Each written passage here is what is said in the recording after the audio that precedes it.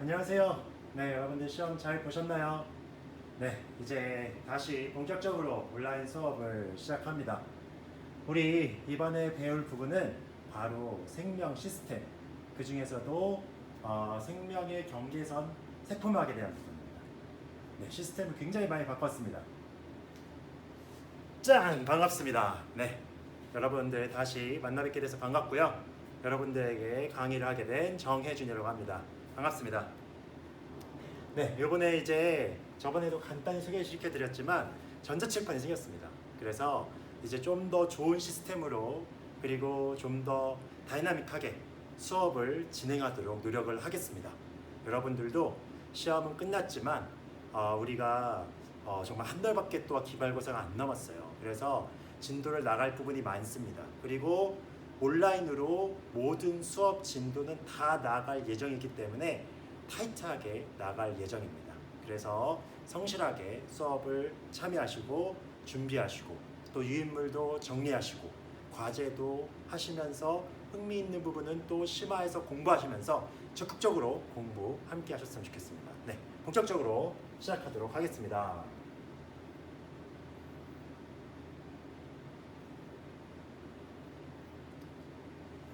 네, 그래서 이제 우리가 배워야 될 부분들은 생명의 경계선 세포막에 대한 부분들을 배울 거고요. 요번에 이제 그 유전 정보의 흐름까지가 아마 기말고사 시험 범위가 될 것 같습니다. 그래서 적극적으로 우리 시험 공부를 함께 또 진도를 나가셨으면 좋겠고요. 네, 이제 본격적으로 이 세포막과 관련한 수업을 시작하도록 하겠습니다. 우리 교과서는 152페이지입니다. 우리 150페이지 교과서와 유인물 함께 정리하시면서 공부를 하도록 하겠습니다. 네, 여기 이제 보시면 우리가 이 세포에 대한 구조를 배웠습니다. 기억이 나시죠? 그래서 우리가 요 세포에 대한 구조를 이미 배웠습니다. 그래서 핵도 배웠고요. 그리고 이런 여러 가지 소기관들 다양하게 배웠습니다. 뭐 미토콘드리아에서부터 시작해서 근데 그 중에 하나 좀 더 자세하게 이번에 살펴볼 부분은 바로 세포막입니다. 이 세포막만 좀 더 자세하게 배우는 이유는 이거와 관련해서 배워야 될 원리가 많습니다. 그래서 좀 더 심화해서 우리가 생명과학 1과 생명과학 2에서도 배울 내용들이 여기가 이제 심화돼서 나오는데 우리 통합과학과 더불어서 약간의 내용을 더해서 좀 더 이해하기 쉽게 함께 공부를 해나가도록 하겠습니다. 그래서 요 이제 보면 요거를 이제 요 세포막에 대한 구조를 이렇게 확대해서 보니까 요런 식의 형태로 보이더라. 그래서 이런 식의 세포막의 구조를 보이더라. 그래서 우리가 자세하게 이제 배울 거지만 그래서 세포막은 일단 기본적으로는 안과 밖의 구분이다. 그렇죠. 여기를 만약에 밖이라고 하면요. 여기는 안이 되는 거죠.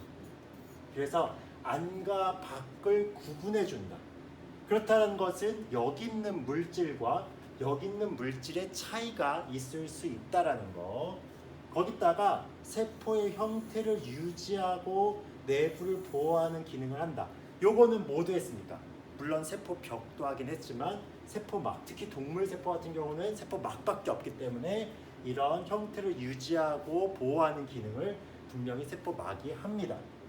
그리고 얘네들은 뭘로 이루어져 있냐면 인지류 이중충. 이거는 이제 자세하게 배울 거예요. 인지질, 요번에 우리가 단백질도 자세하게 배웠고 핵산도 자세하게 배웠지만 인지질에 대한 부분들, 지질에 대한 부분은 자세하게 안 배웠었는데 이번 시간에 자세하게 배웁니다.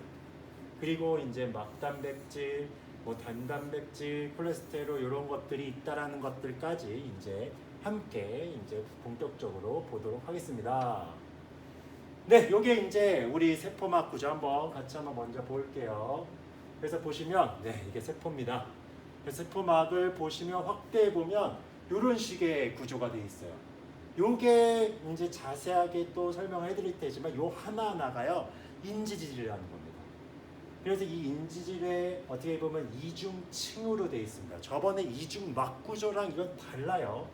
이중층으로 되어 있고 그 사이사이에 단백질이 이렇게 통로처럼 있는 단백질, 그래서 막단백질이 이런 식으로 있고요. 그래서 막단백질을 통해서 물질이 이동을 하죠. 그리고 여기서 끝나지 않고 또 뭐가 있냐 하면 여러 가지, 아까 이제 당단백질, 그래서 당이 막 이렇게 결합되어 있는 글라이코프로테인, 얘가 이제 당단백질 뭐 이런 것들도 있고요. 그리고 이제 사이사이에 이런 콜레스테롤, 이런 지방 성분들이 또한 이렇게 껴있다. 그래서 간단히 다시 한번 용어를 한번 해보면서 한번 보겠습니다. 그래서 얘를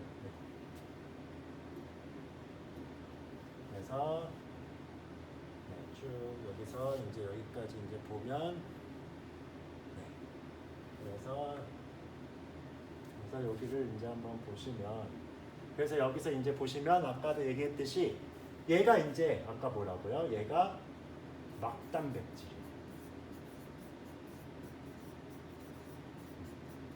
얘가 이제 막단백질로 이루어져 있다. 그리고 요거 하나하나가요, 이제 자세하게 볼게요. 얘가 인지질. 그리고 인지질이 이중층으로 되어 있어요. 그래서 이중층 구조다.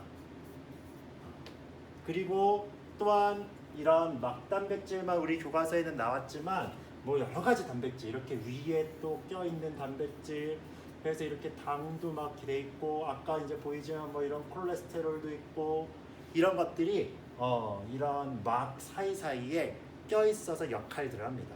뭐 근데 뭐 콜레스테롤 나머지 역할들은 그렇게 중요하지 않습니다. 그런데 어쨌든 막단백질과 이중층, 그래서 인질이 이중층으로 돼 있다라는 요 기본 구조는 여러분들 반드시 아셔야 됩니다. 그 다음에 우리 넘어가 보겠습니다. 그러면 이제 한번 요거를 다시 한번 우리 보면서 또 살펴보도록 하겠습니다. 그래서 요게 이제 인지질의 기본 구조입니다. 그래서 얘가 화학적으로 어떤 구조를 가지고 있냐, 요것에 대해서 우리 간단하게 한번 살펴볼 겁니다. 그래서 얘가 이제 화학적으로 이런, 그래서 요거를 한번 설명을 한번 해볼게요. 네, 한번 봅시다. 그래서 요게 이제 지금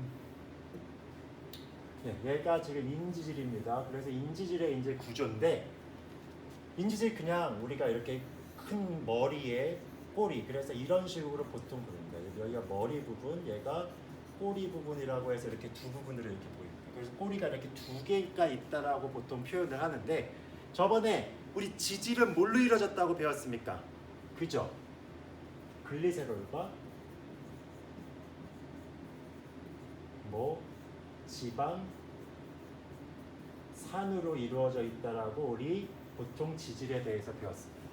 그러면 여기서 글리세롤이 어딜까요? 맞습니다. 이 부분이 바로 글리세롤입니다. 탄소가 몇 개인 거?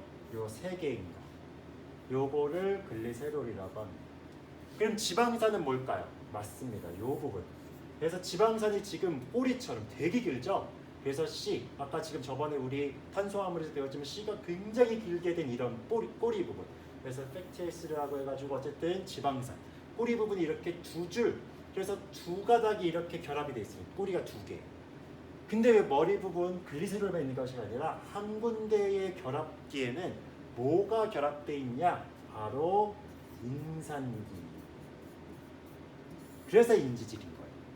뭐가 결합되어 있기 때문에? 인이 결합되어 있기 때문에. 그래서 인산이 결합되어 있기 때문에 인지질입니다. 그러면 이럴 때 성분이 굉장히 달라요. 어떤 성분이 다르냐? 그래서 이 꼬리 부분, 이 부분의 성분은요, 지용성입니다. 그러니까 물과 친하다, 물과 친하지 않다, 물과 안 친해. 그래서 이거를 소수성이라고 얘기를 하죠. 그래서 물과 친하지 않습니다. 그런데 요 윗부분, 요 인산이 포함된 이 머리 부분은요, 얘는 수용성입니다. 수용성이고 얘는 한마디로 친수성이죠. 물과 친하다. 얘네들은 한마디로 여기는 극성 성분이라는 거예요. 여기는 비극성 성분이에요. 그래서 극성은, 그래서 화학은요, 끼리끼리 법칙입니다. 극성은 극성끼리 서로 결합을 하고요. 물도 대표적인 극성 물질이죠. 그래서 물과 친한 겁니다. 그런데 지방 성분은 수성, 그래서 물과 친하지 않는, 그래서 이런 애들은 비극성 성분이거든요. 그래서 여러분들 물과 지방 서로 안 맞는다, 서로 섞이지 않잖아요. 여러분들 알잖아요. 물에 지방 성분을 떠나면 이렇게 둥둥 뜨잖아요. 이런 것들이 서로 안 섞이는. 근데 이 인지질의 특징은 하나의 성분인데도 양쪽성, 그래서 이런 것들을 양쪽성 분자가 되는 겁니다. 그래서 얘네들은 양쪽, 한쪽은 친수성, 한쪽은 소수성, 이런 성질이 있기 때문에 얘네들은 이런 걸로 이제 나중에 뭐 비누나 이런 것들도 이제 만드는 원리들이 있고요. 그래서 이렇게 되기 때문에 얘네들이 주변이 다 뭐예요? 보통 세포는 뭘로 이루어져 있습니까? 맞습니다. 주변이 다 물이에요.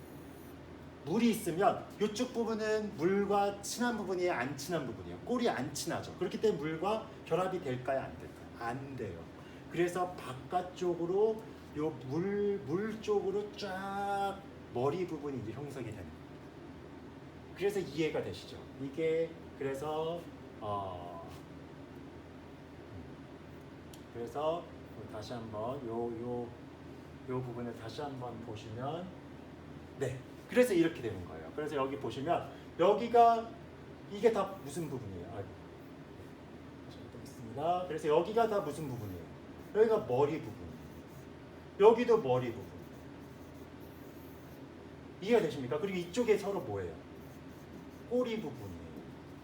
그러니까 한마디로 머리와 머리가 어쨌든 바깥이 다 물이기 때문에 물 방향으로 물과 결합할 수 있는 머리 부분이 이렇게 바깥쪽으로 있는 거고, 꼬리 쪽은 서로 만나 있는. 그래서 어떤 구조로밖에 될 수밖에 없다. 바로 이중층.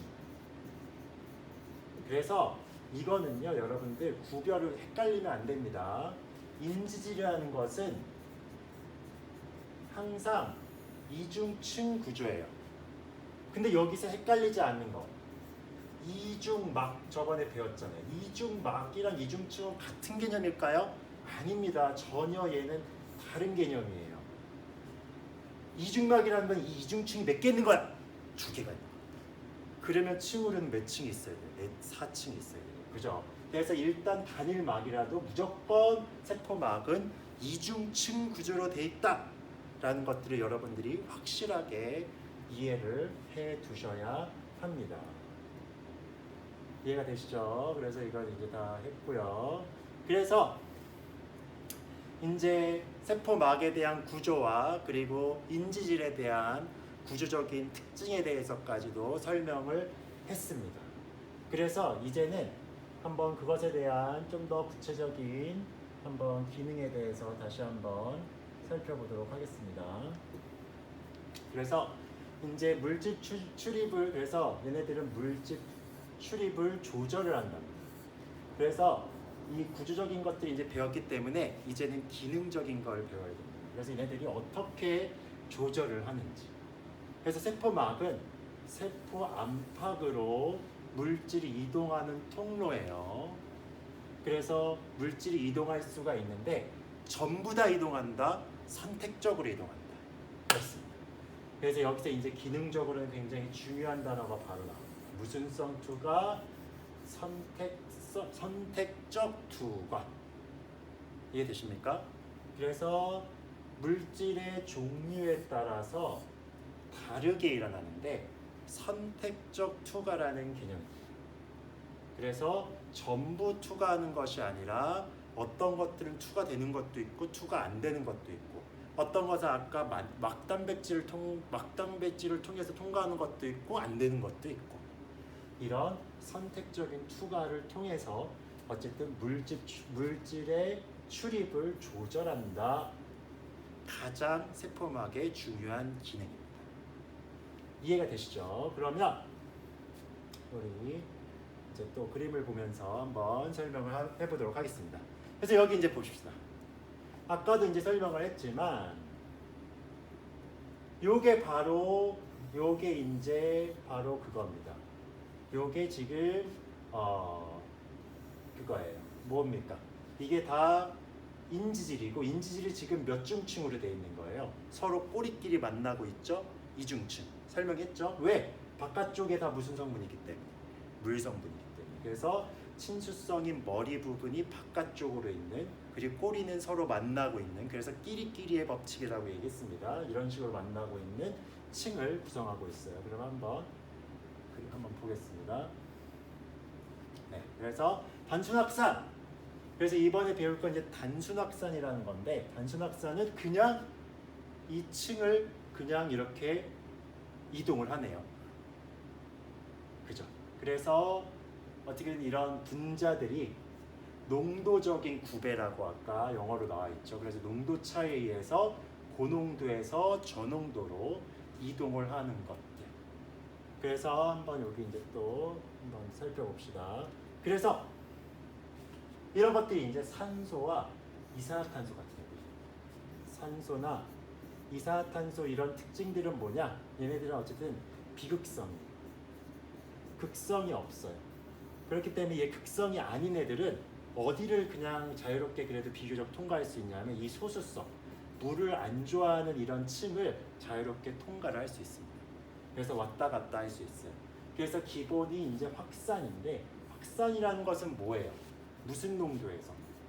고농도에서 저농도로 이동을 하는 겁니다. 그러니까 여기가 이제 만약에 제가 이제 여기는 지금 요런 것들을 다 두 개 있으니까 그냥 산소라고 보겠습니다. 산소가 어디가 많은 거예요? 이쪽에는 산소가 굉장히 많았어요. 그럼 이쪽에 많은 고농도에서 밑에 쪽 저농도로 이동을 하는 거죠. 에너지 필요할까요? 안 필요할까요? 당연히 에너지는 안 필요하다. 확산에 대한 원리는 에너지가 필요하지 않습니다. 여러분들 뭐 잘 아시잖아요. 여러분 방구를 뿡 꼈어요. 그러면 주변에 그 뭐 에너지가 있어서 되는 게 아니라 그 방구 메탄 성분이 그 주변으로 점점 확산되죠. 잉크 넣었을 때 주변으로 확산되죠. 이런 거랑 똑같은 거죠. 에너지 절대 필요 없습니다. 고농도 많은 쪽에서 저농도 쪽으로 이동하게 됩니다. 그래서 이런 것들, 그래서 이 세포막에서도 세포막을 비교적 자유롭게 통과할 수 있는 산소와 이산화탄소, 얘네들 특징은 비극성 애들입니다. 이런 애들은 그냥 세포층을 왔다 갔다 한다. 그래서 이런 것들 단순 확산. 그래서 고에서부터 저농도로 이동하는 것, 요거까지 정리를 해두시고요. 그 다음에 이번에는 촉진 확산입니다. 촉진 확산은 뭔지 한번 또 영상을 한번 보겠습니다. 그래서 여기 이런 이온 애들이, 이런 애들은 세포막을 막 통과할 수 없기 때문에 어디로만 통과를 하냐면 이런 단백질을 통해서만 통과를 하는 거예요. 그래서 한번 다시 한번 제가 써가면서 보겠습니다. 그래서 이런 어떤 애들이, 나트륨과 같은 애들이 이온이에요. 얘네들은 강력한 극성 성분이죠. 그래서 얘네들은 그냥 이런 여기로는 통과가 안 돼요. 그래서 이런 어디로? 그래서 막단백질. 그냥 단백질이라고도 쓰죠. 어쨌든 그래서 막에 있는 단백질. 그래서 이 단백질. 그래서 얘네들은 이제 보통은 통로들입니다. 그래서 통로들 사이로 이런 이온, 극성 성분은 이동할 수 있다. 근데 이것도 촉진 확산이라고 하는데, 이런 것들도 근데 특징은 뭐냐? 기본적으로 확산이기 때문에 어느 농도에서? 고농도에서 무슨 농도로? 저농도로 이동을 한다. 원리는 똑같다는 거. 통로로만 이동한다는 거. 그냥 막은 통과할 수 없기 때문에. 근데 원리는 고에서부터 저. 이해가 되시죠? 그 다음에 이제 요거는 우리 교과서에는 없지만 좀 더 심화해서 하나를 더 보자면 바로 능동수송이라는 겁니다. 그래서 능동수송도 한번 설명 한번 보겠습니다. 네. 그래서 능동수송도 보면 얘는 이제 펌프, 나트륨 칼륨 펌프가 이제 대표적인 애들인데, 얘는 에너지를 써서 이동을 시키는 거예요. 그래서 이제 얘네들도, 그래서 이런 대표적인 이 펌프 한번 봅시다. 그래서 나트륨은 에너지를 써서 위로 보내고, 칼륨은 에너지를 써서 밑으로 보내고. 근데 이게 지금 특징을 왜 근데 아까랑 다른지 이해를 하겠습니까? 네, 보내고 나트륨은 해서 밑으로 보내고. 그래서 얘는 특징은 뭘 써서 보낼 수 있다는 거예요? 에너지. 에너지를 사용해서 왔다 갔다 하는 펌프질 하는 것처럼 에너지를 써서 보내기 때문에 기본 확산의 원리는 많은 데서부터 적은 데로 보내는 거였잖아요. 근데 얘는 지금 나트륨은 어디가 많아요? 여기가 훨씬 많아요. 여기 나트륨 많아요. 칼륨은 어디가 많아요? 여기가 지금 훨씬 많아요. 그럼에도 불구하고 저농도의 이 나트륨을 굳이 잡아서 고농도로 이동시켜 줄 수 있는. 그래서 저농도에서 고농도로 억지로 뭔가 용질을 끌고 가서 보낼 수 있는. 그래서 이런 것들은 어떨 때 쓰일까요? 나트륨의 농도를 이쪽으로 막 몰아넣는 거예요. 칼륨의 농도는 밑에 쪽으로 막 몰아넣는 거예요. 그래서 이런 농도의 구배를 만들어주는 이런 역할들을 어쨌든 에너지를 활용해서 펌프질을 하면서, 그래서 나트륨 칼륨 펌프가 되는 거예요. 그래서 이런 에너지를 이용해서 한다. 그래서 이런 것들 나중에 생명과학에서 신경계 할 때 많이 나오는 대표적인 이런 단백질의 종류입니다. 그래서 이거는 좀 더 심화해서 제가 이야기를 했고요. 이거와 관련해서 여러분들이 좀 흥미가 있고 관심이 있으면 더 여러분들이 조사해서 발표를 해도 좋습니다. 네, 이제 확산과 삼투의 원리에 대해서 비교를 하겠습니다. 이 부분 정말 중요합니다. 그래서 우리가 지금 오늘 배운 부분들을 다시 한번 이제 정리를 해볼 건데요. 특히 이제 이 확산은 우리가 지금까지 배웠습니다. 이해가 되시죠? 그래서 이 확산은 우리가 지금까지 배웠습니다. 그죠? 그래서 근데 이 삼투 바로 새롭게 나오고 있기 때문에 요번에 삼투의 원리까지 여러분들이 잘 이해를 해 놓으셔야 됩니다. 그럼 한번 보겠습니다. 그래서 확산이라는 것은 결국은 아까 뭐였습니까? 많은 데서 고농도에서 저농도로 여러 가지 물질들이 이동하는 거였습니다. 그럼 여기도 한번 봅시다. 이것도 여러 가지 여러 가지 이제 이런 하나하나의 분자들이 많은 데서, 그래서 여기가 이제 고죠. 많은 데서 저로 이동을 하고 있어요. 근데 얘네들은 그냥 인지질을, 그래서 얘네들은 이제 극성이 없는, 그래서 이런 것들을 무슨 확산이라고 얘기했습니까? 그죠? 단순 확산이라고 얘기를 했습니다. 근데 이 예를 보겠습니다. 얘 같은 경우도 똑같이 많은 데서부터 적은 데로 여러 가지 물질, 얘네들이 이제 이온 같은 애들이겠죠. 이런 애들이 또한 이동을 하고 있어요. 그래서 얘네들도 무슨 확산이었습니까? 바로 촉진 확산이었습니다. 그렇다면 이제 새로운 원리가 나옵니다. 얘는 뭐야?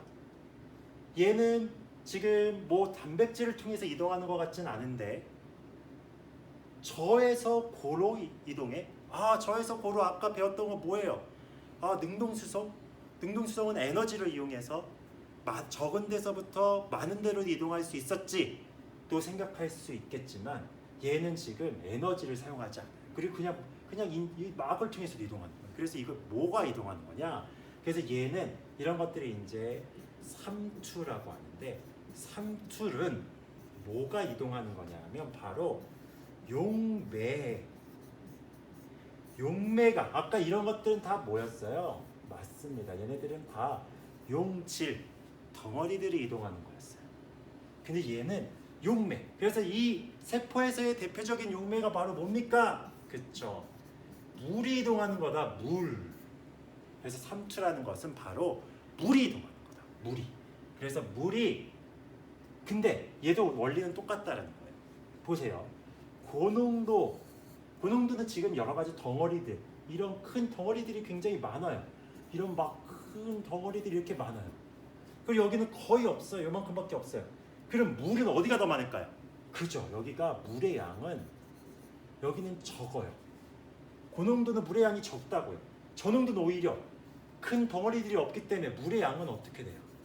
굉장히 많아요.